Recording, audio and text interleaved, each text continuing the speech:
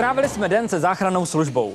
Lékaři a profesionální záchranáři, takzvaní paramedici, se ten den nezastavili. A tak vám teď můžeme ukázat, co se děje, když vytočíte číslo, které byste rozhodně neměli zapomenout. 155. Zkrátka, co se děje, než přijede sanitka. Prosím vás, sklidněte se a řekněte mi jméno pacienta, ročník 78, z jaký výšky spadl? 3 metry, dobře. Je při vědomí? Dobře, takže prosím vás, nechte ho v klidu ležet na zemi, nehýbejte s ním, jenom sledujte, jestli dýchá, posílám vám auto, ano? Tak tohle bylo jedno z prvních volání na linku 155 ten den. Trvá to jen pár vteřin a ke zraněnému člověku vysílá dispečerka sanitku s paramedikem, speciálně vyškoleným záchranářem. A protože případ vyhodnotila jako vážný, jede na místo i osobní vůz s lékařem. Potkají se až u pacienta. Rada zní, poslouchejte dispečerku, nesnažte se vlastně jakoby přehovořit, jo, protože to je kulomet. Ty lidi prostě jsou zmatený, jsou na místě, jsou nervózní, vystresovaní. Takže já je chápu, chápeme je všichni, ale oni musí chápat nás, že my z nich potřebujeme dostat maximum informací a když budou oni mluvit a nepustí nás ke slovu, tak my se nic nedovíme a tím se to zdrží. Lékař Jiří Wachsmuth ten den na svůj výjezd teprve čeká. A stejně tak profesionální záchranářka neboli paramedik Kristýna Fejfarová. Už to není ta doba za dob sanitky a pana Hanzlíka, kdy vlastně bylo důležité tomu pacientovi co nejrychleji přijet, naložit a co nejrychleji odvést. Dneska je to o tom, že se opravdu v tom terénu provádí medicína. I v sanitce musí být všechno v perfektním stavu. Tohle je třeba ventilátor, když vezmeme někoho, vlastně kdo nedechá, koho máme zaintubovanýho, tak se dává na tenhle přístroj, který má tadyhle kyslíkovou bombu a ten za něj dechá. Takže tadyhle to je monitor, který monitoruje srdeční frekvenci a zároveň to je defibrilátor. Tadyhle máme odsávačku, většinou odsáváme z dutiny ústní, hleny a krev. Máte trému, když jedete? Už ne. Podle toho, na co se jede. Na děti, to jo, to má snad každý trému. Klid na dispečinku ukončí další telefonát na linku 155. Takže DZ 155 RZP1 výjezd, jo? Výjíždí sanitka, kterou řídí Vladimír Zapadlo.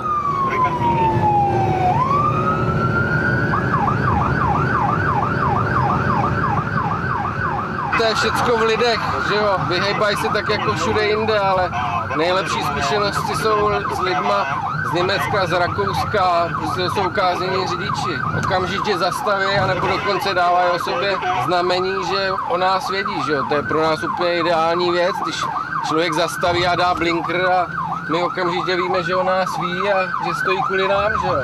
Tady zrovna paní telefonuje, že jo? Záchranka je na místě za 4 minuty. Opět bylo potřeba, aby přijel lékař. Ale vezmeme to asi asi.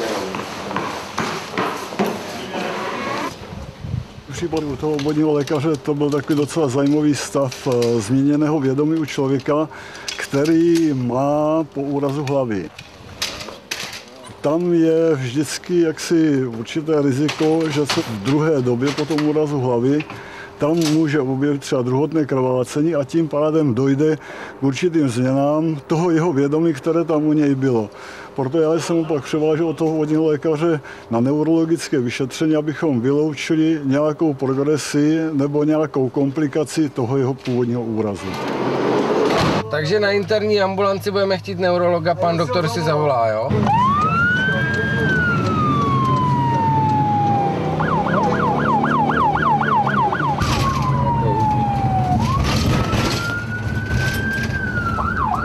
Nejkomplikovanější křižovatka v Liberci.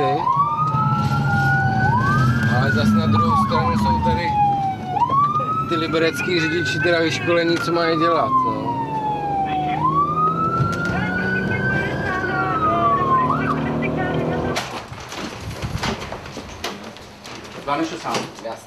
V zápětí výjíždí záchranka znovu. Tentokrát volají záchranku pro muže se srdeční slabostí jeho kolegové. RV1 pro DZ 155, jsme na místě s RZou. Otevřete oči a hned v klidu si dýchejte, jo? Tak a teď se pojďte postavit. Tak. Pojďte za mnou, zaboulte na dveře, položíme vás na nohu. A nohy i s botama nahoru, jo? A furt si jenom v klidu dýchejte. Pacienta je potřeba dopravit na internu. Dostává základní lékařskou péči a ve stabilizovaném stavu ho záchranáři převáží.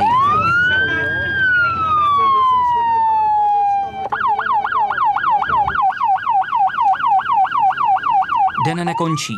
Tentokrát sanitka nejede daleko. Teď vím, že je nějaký úraz 70letý paní v tramvaji, takže tam jedem. Za to 3 na místě.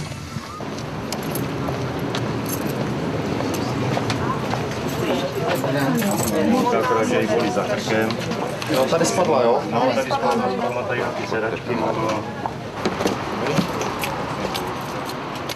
Záchranka ten den vyjela ještě mnohokrát.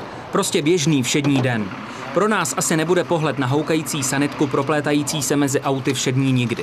A to je dobře. Už tím, že si sanitky všimneme a včas se uhneme, pomáháme. Pojedeme na chirurgickou ambulanci teď. V podstatě se dá říct, že při každém výjezdu, prostě dokud nevíte, že tu situaci zvládnete, když tušíte, že ji zvládnete, on vám nic jiného nezbyde, tak prostě ten stres si prožívá každý. Takový to absolutní vyrovnání se asi ne. Dokáže se na to člověk zvyknout, dokáže s tím pracovat. Ta zkušenost je vlastně o tom, že vím, že jsem toho zažil už tolik, že jen tak něco mě nepřekvapí. A jak bychom si mohli, kromě toho, že si číslo 155 vryjeme do paměti, ještě více pomoci? Trochu více se věnovat sebevzdělávání a naučit se poskytovat základní první pomoc.